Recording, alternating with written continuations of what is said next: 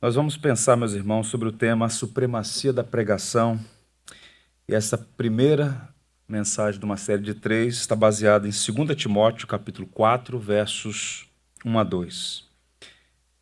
Esse documento, essa carta, é a última carta escrita pelo apóstolo São Paulo, maior teólogo da igreja, um homem a quem Deus usou poderosamente para a edificação da igreja no seu tempo e nas gerações posteriores.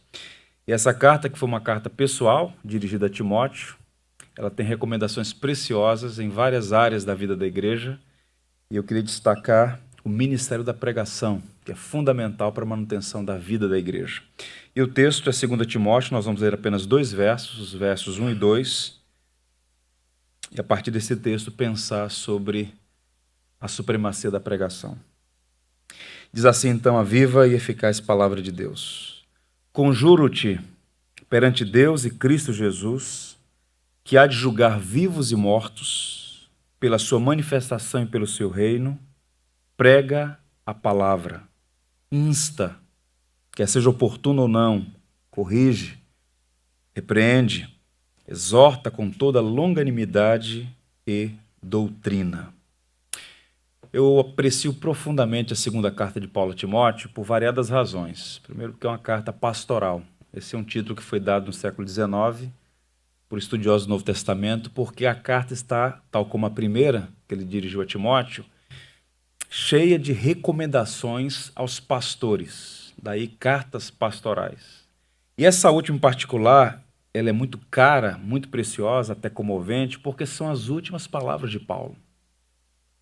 Nós não podemos acessar a página das Escrituras de modo frio, indolente, mas com senso de gratidão e, como eu já disse aos irmãos inúmeras vezes, imaginando cenários. Paulo está na prisão marmetina, em Roma. Ele está no calabouço, frio, fétido, escuro. Uma das maiores mentes da história está preso pelo crime de pregar o Evangelho. Mas, como ele mesmo disse, a palavra não está algemada. Ele estava preso, mas o Evangelho estava conquistando o coração do império, em todas as partes do império. E a despeito de toda a perseguição, o Evangelho estava prosperando. A quilômetros dali, um jovem que ele conhecera aos 15 anos de idade, no máximo 17, Timóteo, um rapaz que tinha mãe judia e pai grego, um lar misto, sua mãe Eunice, seu pai o nome desconhecemos, mas era um pagão grego. Foi convertido também da fé, à fé cristã, e Paulo o convidou para caminhar com ele nas suas viagens missionárias. E de todas as pessoas com as quais Paulo se relacionou, e foram muitas, Timóteo era o mais próximo. Paulo fala inúmeras vezes acerca dele com profundo afeto. Meu filho Timóteo.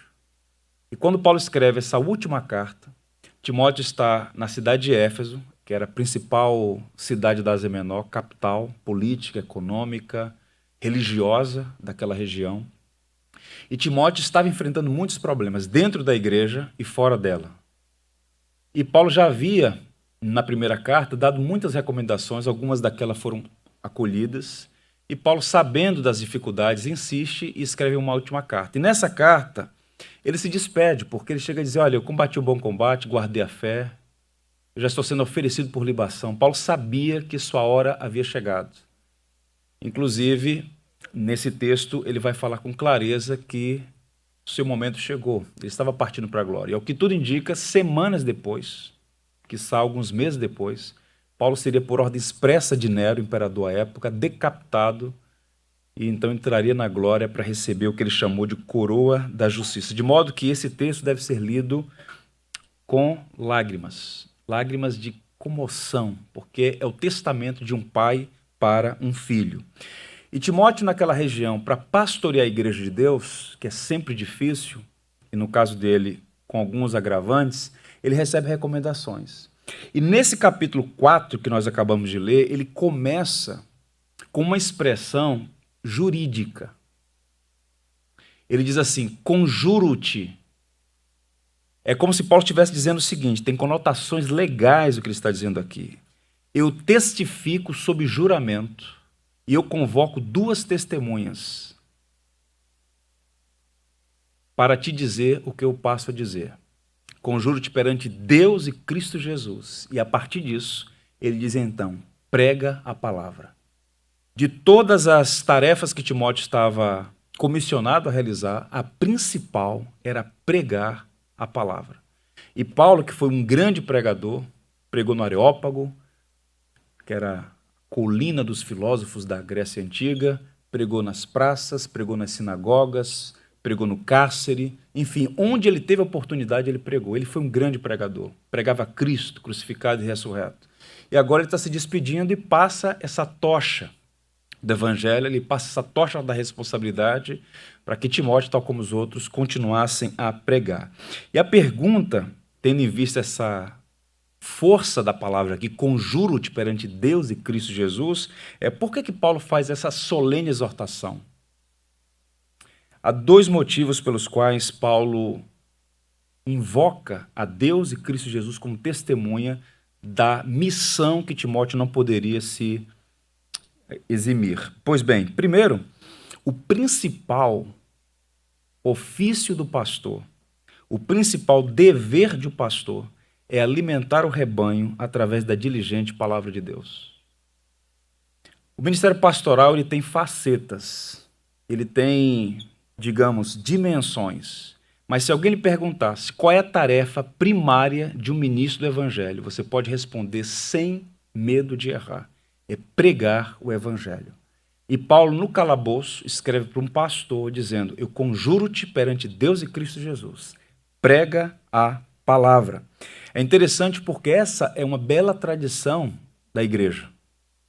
Quando os missionários norte-americanos vieram ao Brasil, final do século XIX, início do século XX, e aqui fizeram uma obra primorosa, pioneira, quando eles construíram ali na colina da Tijuca, o Seminário Teológico Batista do Sul do Brasil, uma propriedade foi comprada do Barão de Itacuruçá, uma região em que Dom Pedro II caminhou. É uma história muito bonita sobre o seminário, aquela região ali da Tijuca. Os batistas adquiriram aquela propriedade e construíram ali o seminário. Casa de profeta, local que deveria ser usado para a formação de pastores bem preparados para abençoar o Brasil com a pregação do evangelho. E na estrutura física do seminário, no coração daquela estrutura, você tem a biblioteca e ao lado dela a capela. E a construção desses dois edifícios não foram, digamos assim, aleatórias. Não foi aleatória. Por quê? Há um símbolo nisso. A biblioteca, onde você ilumina sua mente, e a capela, onde você aquece o coração. E na capela, no topo dela, há esse verso que nós lemos em língua grega. Prega a palavra. Todo aluno, todo seminarista, todo professor, todo pastor que por ali passa, quando olha para aquela capela, ele é lembrado da missão primária de um pastor, pregar a palavra de Deus. Segundo, a pregação da palavra é importante, e é por isso que Paulo diz, conjuro-te perante Deus e Cristo Jesus, porque ela é o principal meio de graça. O meio através do qual Deus, primeiro, infunde fé salvadora no coração do incrédulo, e segundo, fortalece a fé do crente, é por meio da pregação. Não existe a possibilidade de acontecer genuína conversão sem a pregação do evangelho. Aprove a Deus salvar os que creem pela loucura da pregação. Não que o conteúdo seja insano, mas que aos olhos dos homens o instrumento é estranho. Deus poderia usar outros meios para trazer luz ao homem em trevas, mas Deus escolheu salvar por meio da verbalização, a instrumentalidade da palavra. O mesmo Deus que lá no início, por meio da sua palavra, criou céus e terra, ele vem ao coração dos homens, o coração trevoso, ele traz luz por meio da pregação da palavra. De modo que se você de fato é um cristão, de fato é alguém que nasceu de novo, de alguma maneira, em algum momento da sua história, você ouviu a pregação do evangelho. O evangelho te alcançou por meio da bendita palavra. E a nossa fé fortalecida, ela é nutrida por meio da pregação. Como é que a igreja é fortalecida? Como é que ela cresce? Como é que ela mantém a sua saúde, a sua higiene da alma? Por meio da pregação da palavra. Por isso, Paulo, com a mente muito bem esclarecida, sem erros, sem vacilações, ele escreve do cárcere, Timóteo, conjuro-te perante Deus e Cristo Jesus, prega a palavra. Outros efésios seriam convertidos à fé E a igreja, que é a comunidade dos remidos, seria fortalecida pelo exercício do ministério da pregação. E por que eu escolhi essa temática para trabalhar nesses próximos 3 domingos? Por uma razão muito simples. Eu estou convencido de que boa parte dos problemas da igreja, para ficar apenas no Brasil, da igreja evangélica brasileira, está relacionado diretamente ao que nós podemos chamar de sonegação do evangelho, a falta da pregação do evangelho, púlpitos enfraquecidos, há muito entretenimento, há muitas coisas estranhas no contexto do culto, mas pouca pregação do evangelho. E os efeitos deletérios estão por toda parte. Há um autor chamado Stuart Olyott, ele foi missionário no Paquistão há muitos anos, ele é um galês, um senhor já de bastante idade, mas um homem de mente arguta, um historiador, um bom pregador. Ele escreveu uma obra, um texto, um opúsculo, um texto pequeno, mas profundo, pregação pura e simples. E nessa obra, o Stuart Olyott, ele então faz um diagnóstico preciso da relação entre a pregação e a vida da igreja. E o texto é tão contundente, tão abençoador, que eu queria ler para você, para a sua, para a nossa edificação. Ele diz assim: se alguém gastasse uma semana lendo toda a Bíblia e na semana seguinte se familiarizasse com os principais acontecimentos da história da igreja, o que observaria? Que a obra de Deus no mundo e a pregação estão intimamente ligadas. Onde Deus age, ali a pregação floresce. Em todos os lugares em que a pregação é menosprezada ou está ausente, ali a causa de Deus passa por um tempo de improdutividade. O reino de Deus e a pregação são irmãos siameses, que não podem ser separados, juntos eles permanecem de pé ou caem. A reforma protestante, ela não inventou a pregação, ela resgatou o ministério da pregação. Por muito tempo, a igreja, por variados motivos, num processo longo que demandou bastante tempo, ela sonegou a pregação do evangelho. Foi envolvida com tantas coisas artificiais, algumas até importantes, mas não essenciais. E houve um tempo longo, trevoso tempo, em que boa parte dos cristãos ignorava aquilo que era central na Escritura, o evangelho. E muitos dos que foram chamados para essa missão de apacentar o rebanho por meio da pregação, prevaricaram e não cumpriram a sua missão. De modo que nós, batistas, como herdeiros diretos da reforma, temos um púlpito no centro, não para que alguém apareça. Esse púlpito, essa mobília, está no centro porque a palavra tem que ocupar a primazia na vida da igreja. No culto cristão, a palavra é o centro.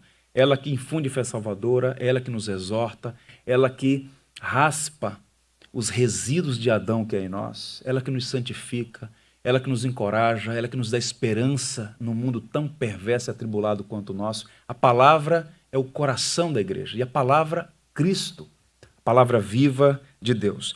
Infelizmente, nós estamos passando pelo processo que o reitor do seminário de Louisville, Dr. Albert Mohler, chama de marginalização do púlpito. O púlpito está no centro, mas muitas vezes como uma peça decorativa. Há muitas coisas que acontecem no culto, mas pouca pregação do evangelho. E os resultados são os mais variados.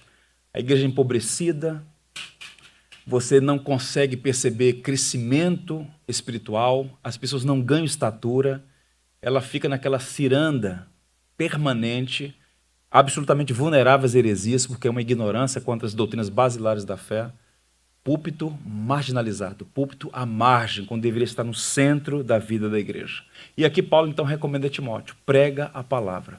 Agora, esse ministério da pregação, que é um ministério solene, os anjos desejaram exercer esse ministério, foi dado aos homens, a quem Deus chamou soberanamente para essa obra, tem algumas características. E nesses 2 versos nós encontramos aqui, eu diria, um quadrante, princípios fundantes do ministério da pregação. Pregar não é simplesmente falar algumas coisas sobre a Bíblia. Pregar não é simplesmente fazer um comentário de um texto bíblico. Pregar não é simplesmente fazer um discurso. Há bons oradores por aí, mas poucos pregadores. É diferente. E eu queria pensar com você, eu queria sua atenção, porque isso diz respeito à vida da igreja.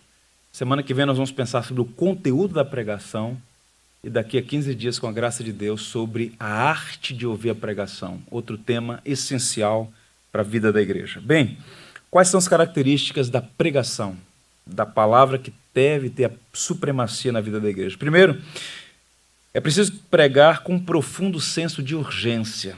Observe o verso 2. Prega a palavra. Esse prega a palavra, o verbo está no imperativo, é uma ordem expressa, intransferível. Prega a palavra. Agora observe a palavrinha aí. Insta. Quer seja oportuno ou não.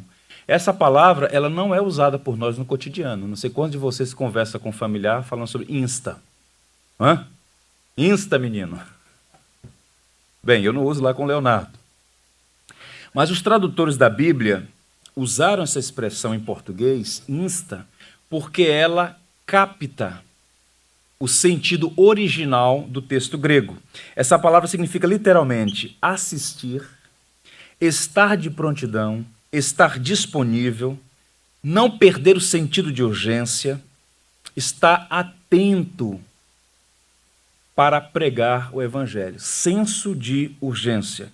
O arauto cristão, o pregador do evangelho, ele está tratando de um assunto que tem implicações para a eternidade. Por isso quem prega não está fazendo um discurso sobre como melhorar seu casamento, ou como criar filhos, ou como ter uma vida mais tranquila. Essas temáticas todas até têm o seu valor e a sua importância, mas o coração da pregação,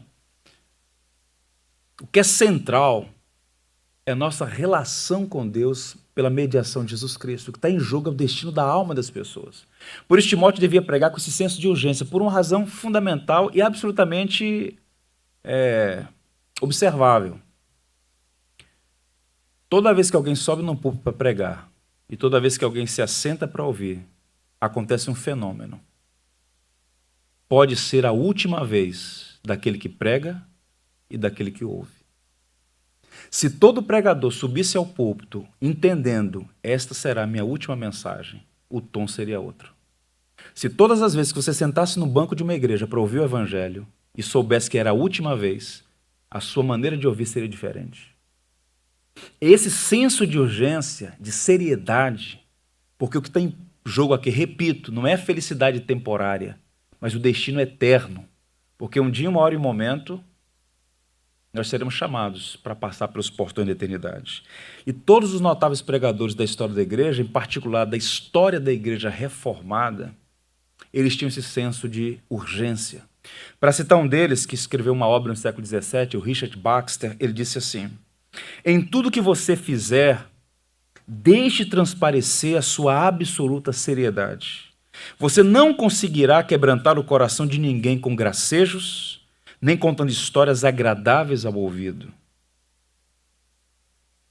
nem compondo um discurso pomposo. Ninguém abandonará as coisas que mais gosta mediante uma solicitação sem profundidade, feita por alguém que parece não falar com convicção, ou que pouco se incomode se a sua solicitação é aceita ou não. Baxter foi um pastor de pastores. Escreveu essa obra, O Pastor Reformado, em português chamado de Pastor Aprovado. E ele está ensinando os pastores, pregue com seriedade, pregue com senso de urgência. Portanto, o púlpito é um lugar de seriedade. Eu não condeno o humor, de vez em quando a gente precisa ter uma dose de humor. Mas você não pode falar do destino da alma das pessoas contando piadas. Eu acho que está faltando um pouco de seriedade.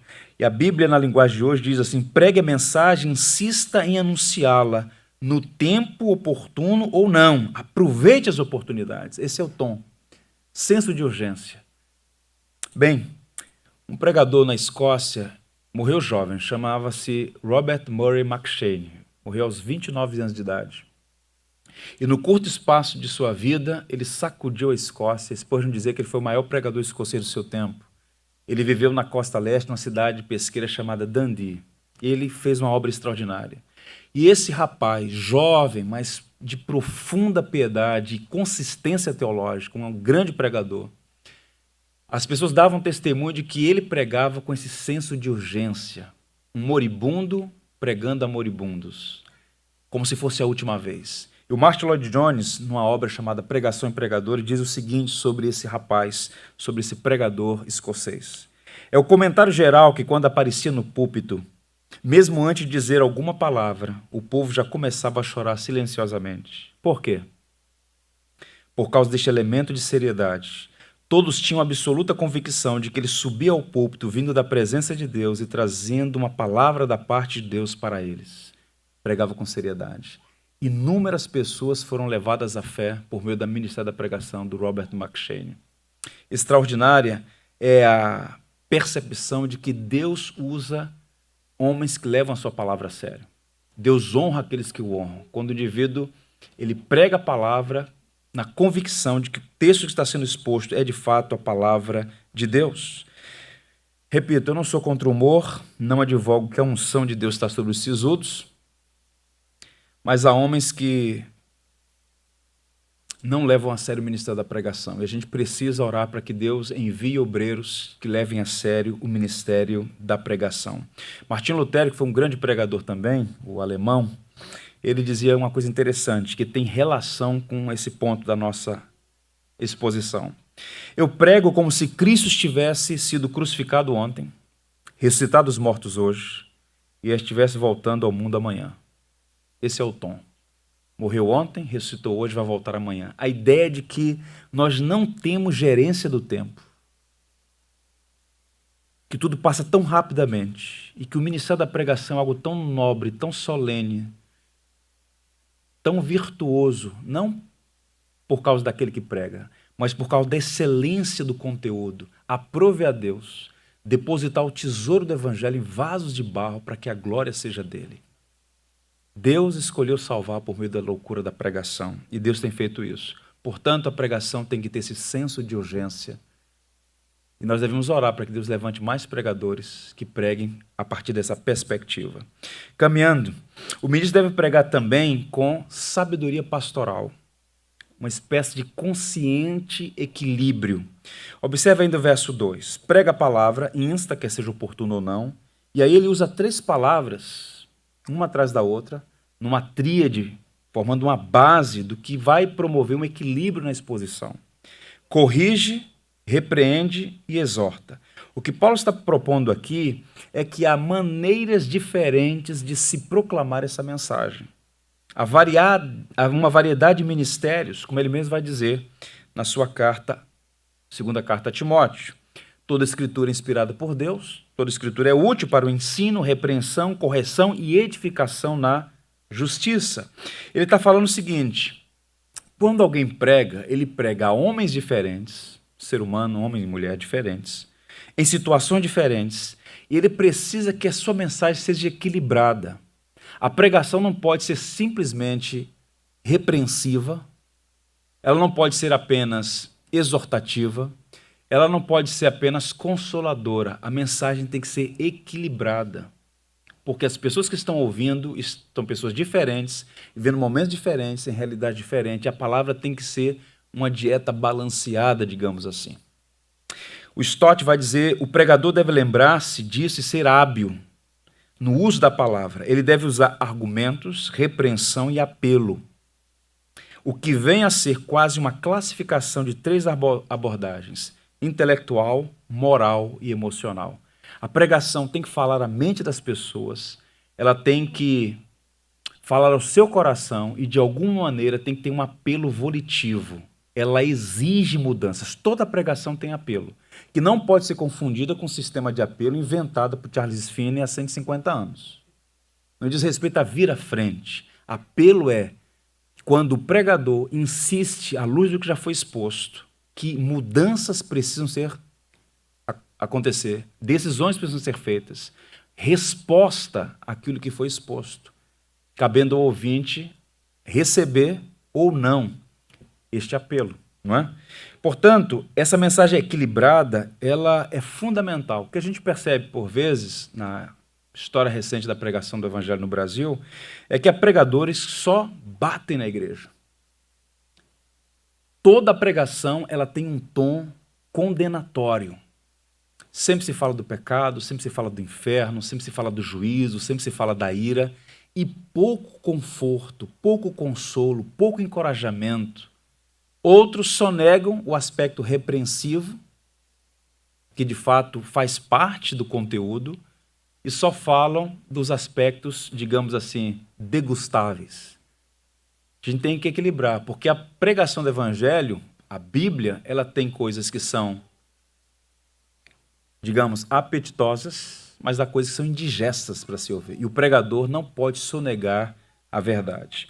Outro pregador disse assim: se condenarmos sem oferecer qualquer remédio, colocaremos mais fardo sobre as pessoas. Se encorajarmos os que devem ser repreendidos, vamos ajudá-los a pecar. A pregação bíblica deve ser o quê, gente? Equilibrada.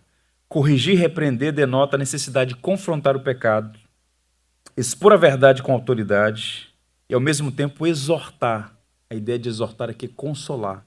Ou seja, repreende consolando e consola repreendendo. Paulo a Timóteo vai dizer: é necessário que o servo do Senhor não viva a contender, e sim deve ser brando para com todos, apto para instruir, paciente, disciplinando com mansidão os que se opõem. Portanto, tem que ter esse equilíbrio.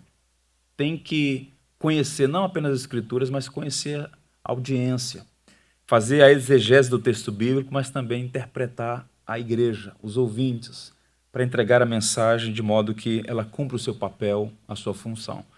Alguém já disse que a igreja é como um hospital, não?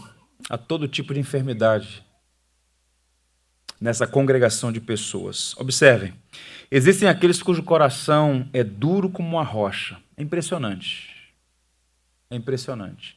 As pessoas vêm à igreja, elas ouvem domingo após domingo a pregação, elas estão familiarizadas com os temas do evangelho, com os hinos, com as canções, mas é impressionante, essa para mim é uma das coisas mais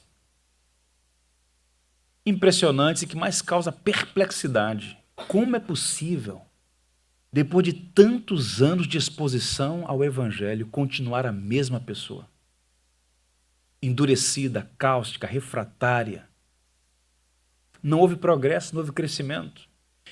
E algumas pessoas vivem no que Paulo vai chamar de mente cauterizada. É como se a mente sofresse uma blindagem de tal natureza que a palavra não penetra mais, endurecido. E a pessoa entra no ambiente da fé, ela entra no ambiente do sagrado, no culto público de adoração.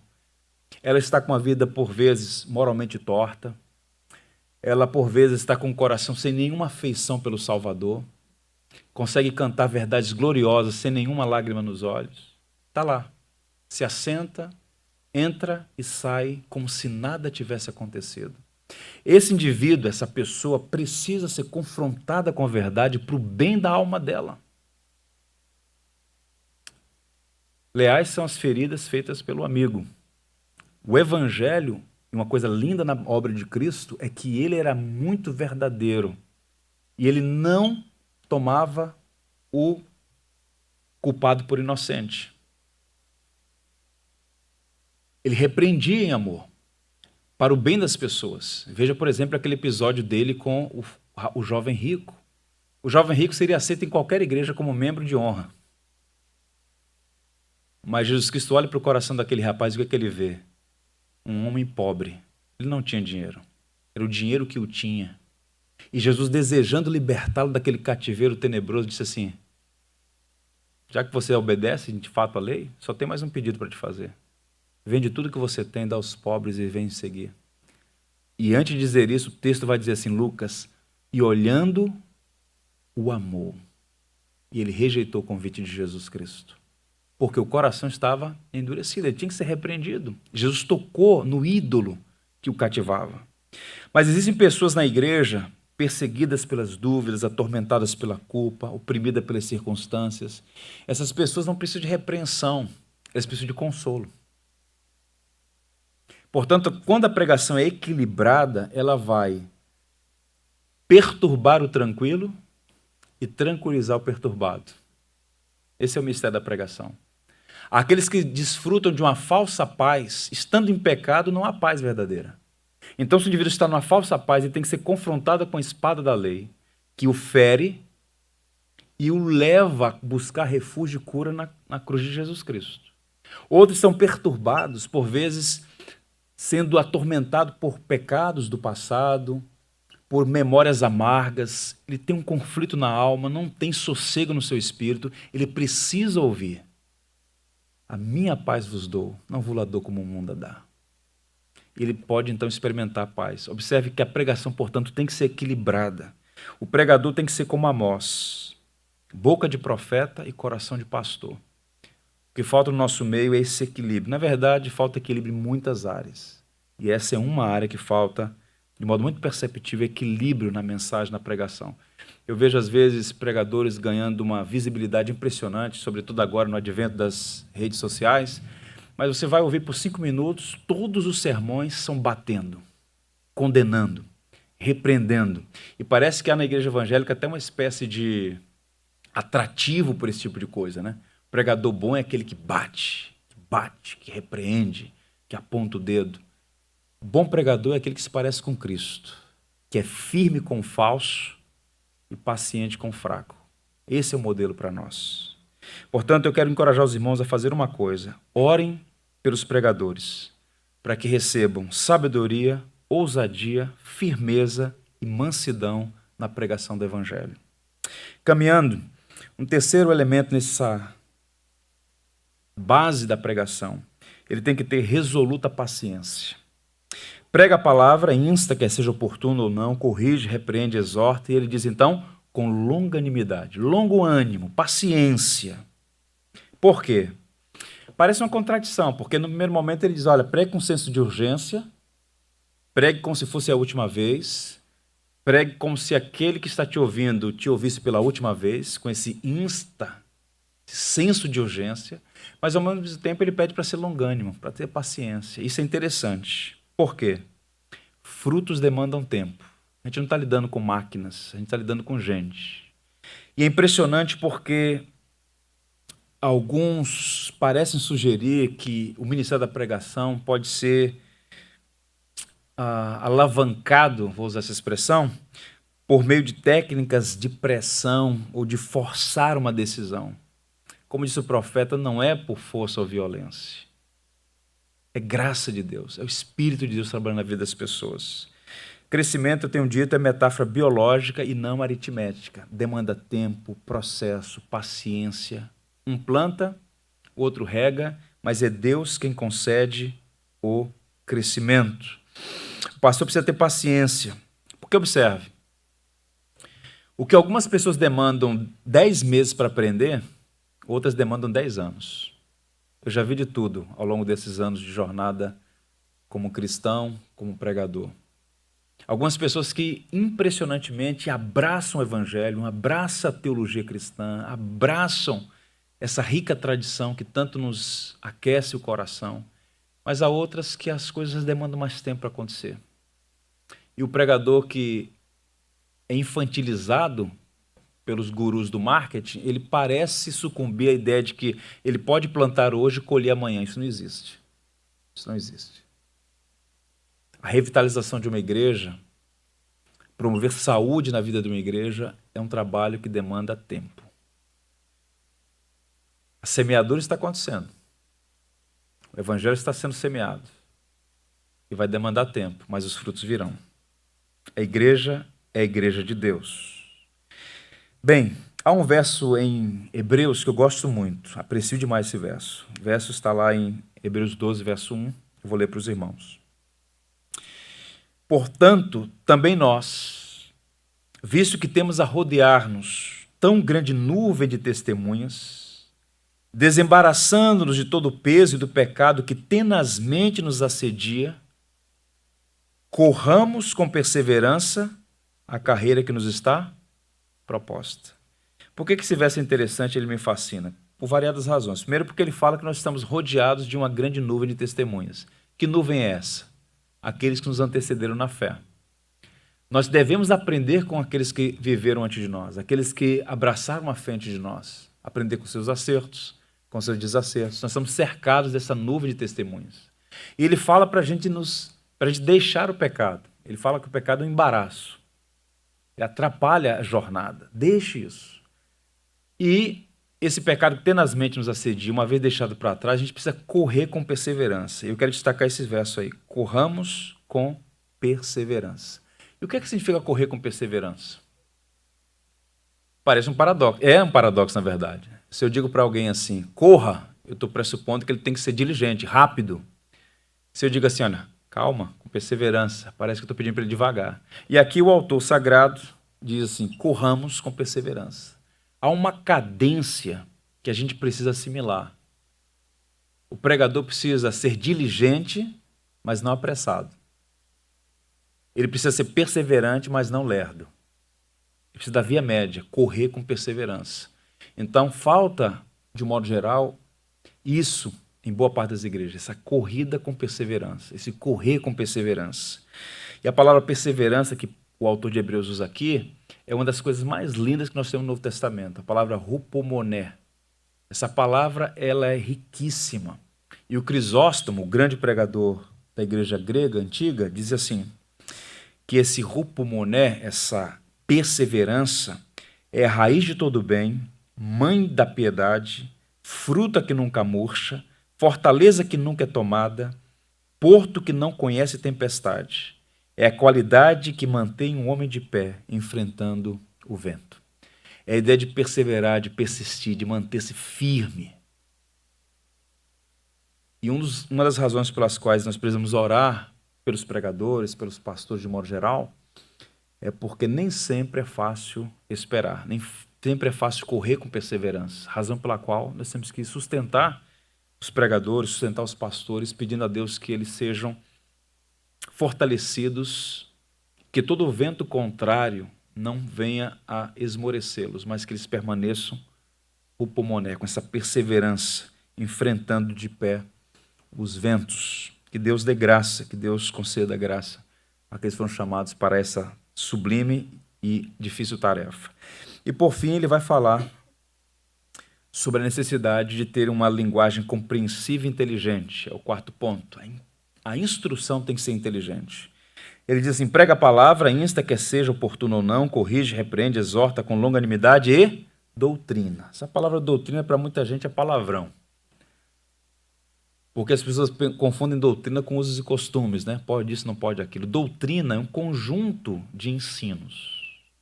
Tem doutrina jurídica, tem doutrina ética, enfim. Doutrina é um conjunto de ensinos. Bem, quando Paulo fala de doutrina aqui, ele está falando basicamente de uma coisa.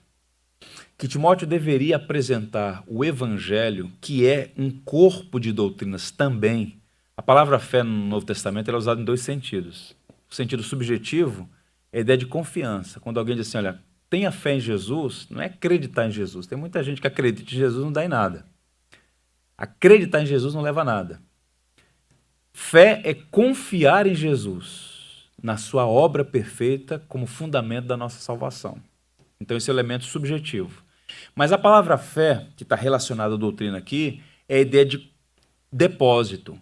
Um conjunto de dogmas, de doutrinas, uma herança cognitiva, digamos assim, de verdades que nos foi revelada nas Escrituras, sistematizada pela igreja e que nós recebemos como um tesouro, como herança. Então Paulo está dizendo, olha, prega com paciência, mas prega com inteligência, apresenta a doutrina para as pessoas, apresenta o conjunto de verdades da nossa fé para as pessoas. Razão pela qual, na mesma carta que ele vai escrever a Timóteo, agora a primeira, ele vai lá nas qualificações para o ministério pastoral, está escrito lá em letras garrafais, eu diria, apto para ensinar. Se alguém não tem aptidão para o ensino, não pode ser um pastor. Ser pastor não é simplesmente falar bem, se relacionar bem com as pessoas. Tem as qualificações, as habilidades, os elementos de natureza moral, mas esse elemento é sine qua non, apto para ensinar. E como é que o indivíduo vai ensinar se não está disposto a aprender? Não é? Quem para de aprender deixa de ensinar. Portanto, a regra básica aqui é fundamentalmente essa. O bom professor é, antes de tudo, um bom aluno. E o pastor ele precisa entender que essa instrução tem que ser com inteligência, apresentar o evangelho com inteligência, dialogando com a cultura, conhecendo as línguas originais, conhecendo a sistemática, a teologia sistemática, a história da igreja, e apresentando isso de um modo que as pessoas possam compreender. Pregação não é comentar textos bíblicos. Envolve isso, mas não é apenas isso. É fazer a leitura do texto, a interpretação do texto e a aplicação do texto. Como essa passagem, como esse mundo bíblico se conecta com a nossa realidade. Toda pregação tem que ter o elemento aplicativo, tem que ter o elemento que fala conosco aqui e agora. Tem o lá e então e o aqui e agora. Essa ponte é tarefa do pregador, obviamente, sustentado, orientado, como nós cremos, pelo Espírito Santo. Para citar mais uma vez o John Stott, mestre nosso, diz assim: o ministério pastoral cristão é essencialmente um ministério de ensino. E é por isso que se exige dos candidatos ortodoxia na fé e aptidão para o ensino. Ele cita 2 versos lá de Timóteo. Existe uma necessidade crescente, especialmente em vista do contínuo processo de urbanização e da elevação dos padrões de educação, dos ministros cristãos desenvolverem nas megacidades do mundo um ministério de pregação com exposição bíblica sistemática para pregar a palavra com toda doutrina. No mundo como o nosso, altamente complexo, de grandes evoluções em várias áreas. Eu tive uma oportunidade de visitar a NASA, na Flórida, em Cabo Canaveral, e é um negócio impressionante. É um negócio impressionante. O robô quebra em Marte. Os caras consertam daqui. Nesse mundo de alta tecnologia, de avanços nas mais variadas áreas, com dramas existenciais no campo ético, as possibilidades da medicina, da ciência crescendo, crescem também o debate ético. O pastor ele precisa ter essa leitura interdisciplinar para filtrar o mundo, as necessidades, à luz das Escrituras, pelo crivo da verdade do Evangelho. Portanto, Timóteo deveria pregar com doutrina, porque ele estava numa cidade que lá tinha, por exemplo, a Biblioteca de Celso, uma das mais antigas e mais extraordinárias do mundo antigo, né? Ou seja, tinha realidades lá que ele precisa filtrar e precisava apresentar o Evangelho com inteligência para os seus ouvintes. Portanto, um dos grandes desafios da proclamação da pregação é a comunicação com profundidade e com clareza. Não é transformar o púlpito numa espécie de palanque para um debate de erudição. Não é isso. Paulo pregava com simplicidade. Mas pregar com simplicidade não é ser simplório, superficial, raso, evasivo. Nós temos que enxergar a realidade. E dependendo de alguns contextos, me parece que esse é o nosso contexto, Zona Sul do Rio de Janeiro, a gente precisa fazer esse diálogo com a cultura a partir das Escrituras, a partir da nossa tradição, pedindo a Deus graça para apresentar com profundidade e clareza a verdade do Evangelho às pessoas. Para tanto, repito, insisto, é tarefa do pregador buscar conhecer mais para melhor servir. Alguém disse assim: pregar a verdade de Deus exige sacrifício, estudo, esforço. Os seus diamantes não ficam expostos na superfície para serem colhidos como flores. Sua riqueza só é descoberta mediante trabalho preparatório, árduo, intelectual e espiritual. O que aconteceu, para ficar apenas no nosso circuito batista, nos últimos anos, foi um processo de sucateamento do ofício pastoral. Boa parte das igrejas delegou aos pastores funções que não são atribuições dos pastores, prerrogativas que não são suas. Então o pastor ele foi colocado sobre os seus ombros múltiplas tarefas e aquilo que é essencial foi sonegado. Qual é a função básica, essencial, elementar de um ministro do Evangelho? É uma tríade que não pode ser sonegada para o bem da igreja. Pregação, oração e orientação. Quando houve aquela disputa entre as viúvas lá no livro de Atos, viúvas de origem grega e de origem judia, hebraica, correram para os apóstolos e disseram assim: bem, está tendo uma confusão lá na distribuição das bolsas de alimento entre as viúvas. E aí, o que vocês vão fazer? E Pedro, percebendo naquilo ali uma estratégia para o desvio daquilo que era essencial, disse assim: espera lá, alto lá. Escolha entre vocês homens, e ele dá as qualificações, sábios, que tenham o respeito da comunidade, cheios do Espírito Santo. Eles vão servir as mesas, eles vão cumprir esse ofício de socorro e misericórdia. Quanto a nós, referindo-se aos apóstolos, perseveraremos no ministério da pregação e na oração. Porque Pedro sabia que no mosaico da providência, No corpo de Cristo, há múltiplas funções. Os membros têm funções diferentes. E há muitos ministérios, e cada um recebeu dons e talentos para exercê-los para a edificação do todo. E quando os pastores, quando os pregadores são desviados para coisas que não são da sua vocação essencial, o que acontece é que aquilo que é central para a vitalidade da igreja, uma vez sonegado, mata a própria igreja. Quantas igrejas assim? Você tem um pastor empresário, pastor executivo, o pastor engenheiro, o pastor que faz tantas funções, mas aquilo que é essencial, ele sonega. E por isso, em tantos círculos, você tem sopa rala, e sopa rala não nutre a fé da igreja. E para dar alimento substancial, não adianta fazer isso no Ctrl+C, Ctrl+V no sábado à noite. Demanda tempo, reflexão, estudo, demanda realmente preparo. Há uma imagem interessante, eu estou caminhando para o final, deixa eu mostrar para vocês aí. Ó. Essa é uma boa ilustração do que é um sermão. Quando você ouve uma exposição bíblica, você está vendo a ponta do iceberg. Mas você tem lá todo o tempo de preparação. E alguém disse que um sermão demora uma vida inteira. De alguma maneira, ele reverbera todo um histórico de leituras, reflexões, de acertos e desacertos. Um pastor lá no Texas, em um dos nossos seminários, um ancião já falecido, treinou muitos pastores naquele cinturão bíblico do sul dos Estados Unidos.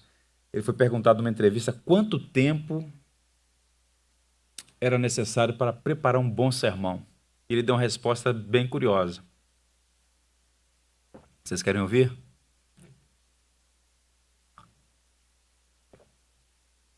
Vou contar, não. Ele disse assim, depende de quanto tempo você vai pregar. Para cada minuto de pregação, 1 hora de preparação. 30 minutos, 30 horas. 50 minutos, 50 horas. O pessoal ficou escandalizado. Como é possível? É possível. É possível. Se houver dedicação a esse ofício.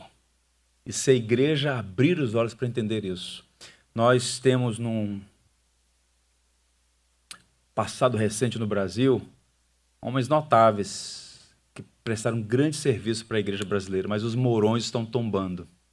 Se hoje nós fôssemos realizar uma conferência teológica no Brasil, nós teríamos dificuldade em selecionar pregadores expositivos, porque anda cada vez mais raro pregadores que preguem com profundidade e clareza. Boa parte disso porque falta, entre outras coisas, essa percepção e o zelo e a dedicação, a disciplina no que é mais essencial, que é o preparo para entregar a mensagem.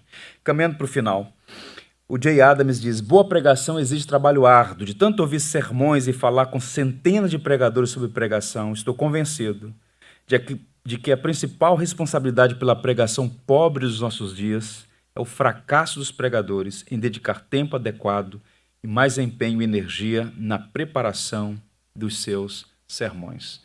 Devemos orar pelos pregadores, devemos orar pelos pastores. A maior bênção que Deus pode dar a um país, como tem dado no decurso dos séculos, levantar pregadores que preguem com excelência, e isso demanda tempo. O profeta Jeremias disse, dar-vos-ei pastores, segundo o meu coração, que vos apacentem com conhecimento e com inteligência. E por que isso, irmãos? Pregação que não custa nada, não vale nada. Pregação que edifica é aquela que demanda, obviamente, que é uma dupla graça aí, digamos. Existe o elemento da iluminação, do Espírito abençoando, mas existe uma sinergia que o indivíduo deve buscar os meios para, com graça, expor o Evangelho. Eu encerro dizendo aos irmãos que este verso que nós lemos inicialmente, ele termina dando incentivo para Timóteo.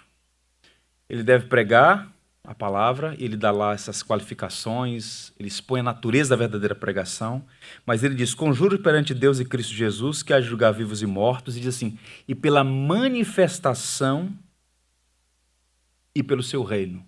A volta de Cristo é o grande incentivo para Timóteo pregar, porque ele sabe que haverá um dia, uma hora e um momento em que o pregador vai prestar contas dos seus ouvintes, vai prestar contas.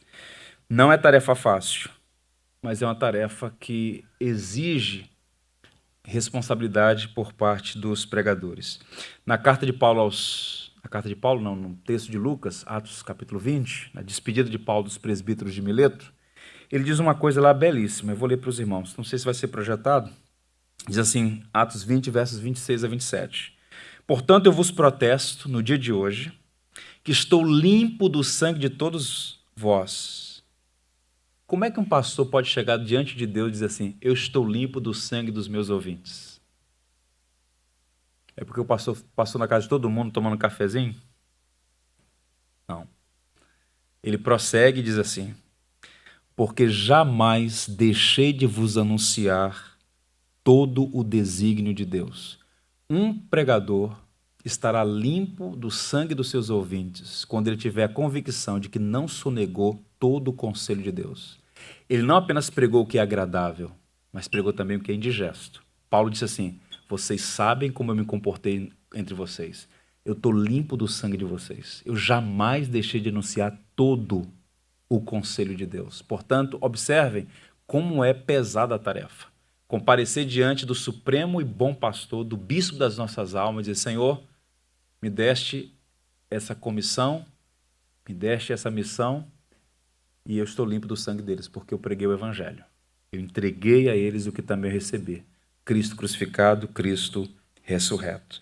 Vou encerrar lendo um texto que eu encontrei numa capela, numa sacristia de uma igreja no nordeste da Inglaterra, belíssima igreja, em uma viagem que eu fiz, e é uma espécie de oração dos pregadores. Diz assim, quando eu estiver proclamando tua graciosa salvação, ó, vem dominar meu coração, e quando todos estiverem maravilhados com a palavra de Jesus, esconde-me então atrás de tua cruz. Oremos pelos pregadores, para que a palavra tenha supremacia na vida da igreja, para o bem da nossa alma, para a glória de Deus, para a nossa alegria. Amém, irmãos? Vamos ficar em pé. Eu tenho aqui para os irmãos o texto que eu li, só que na linguagem de hoje. Eu vou encerrar lendo esse texto. Resumindo, o que é que Paulo está dizendo? Portanto, eu insisto solenemente com você, diante de Deus e de Cristo Jesus, que um dia julgará os vivos e os mortos, quando aparecer para estabelecer o seu reino, que pregue insistentemente a palavra de Deus em todos os momentos, sempre que tiver oportunidade, a tempo e a fora de tempo, quando for conveniente e quando não for. Corrige e repreende o seu povo quando eles precisarem, estimule-os a fazer o bem, e seja todo o tempo alimentando-os pacientemente com a palavra de Deus. Que o Senhor nos abençoe. Vamos ter uma palavra de oração? Em seguida nós vamos cantar um desses hinos que nós cantamos no contexto do culto, infinitamente mais. Ó Deus bendito, nosso Pai, nós te louvamos por tua palavra, pois o Senhor escolheu usá-la como instrumento, como meio de graça para a nossa salvação. E aqui nós estamos porque um dia ouvimos o evangelho de nosso Senhor Jesus Cristo e fomos cativos pela gloriosa mensagem da cruz. Nós te louvamos por aqueles a quem o Senhor usou como instrumentos para que nós ouvíssemos pela primeira vez o evangelho. Nós somos agradecidos pelos meios que o Senhor usou para que fôssemos tirados das trevas para a luz.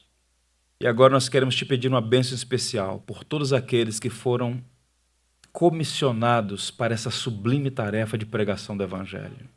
Senhor, visita-os com graça. O Senhor sabe quantos deles estão desanimados, por vezes, por algum problema familiar, alguma conjuntura específica. Senhor, conceda graça para que não haja desânimo, mas que haja essa corrida com perseverança, pregando e sabendo que os frutos virão no tempo e da maneira do Senhor. Que o papel do pregador é ser fiel. Os resultados pertencem a Ti. Oramos em favor do Brasil, Senhor. Ah, meu Deus, suplicamos Tua misericórdia. Levanta pregadores fiéis, honestos, que amem profundamente a Tua palavra e sejam comprometidos com a edificação da Igreja de Jesus Cristo. Abençoa a nossa denominação. Ó Deus amado, estende as Suas mãos para que os batistas brasileiros e todas as igrejas dessa nação sejam abençoadas com púlpitos fortes, que preguem com inteligência e conhecimento e no poder do Teu Santo Espírito. Oramos por nós também, que ouvimos a Tua palavra. Senhor, não permita que o nosso coração esteja blindado, mas seja aberto, que a nossa mente seja cativa à Tua palavra, pois bem-aventurado é aquele que ouve e aplica a Tua palavra, Senhor. Nós Te louvamos por essa série de reflexões e oramos para que tenhamos a oportunidade de crescer no entendimento do ministério da pregação. Abençoa-nos, é o que Te pedimos, com os corações agradecidos por Jesus Cristo. Amém. Vamos cantar com... Por tudo que tens feito, por tudo que vais fazer, por tuas promessas e tudo que és, eu quero te agradecer com todo o meu ser.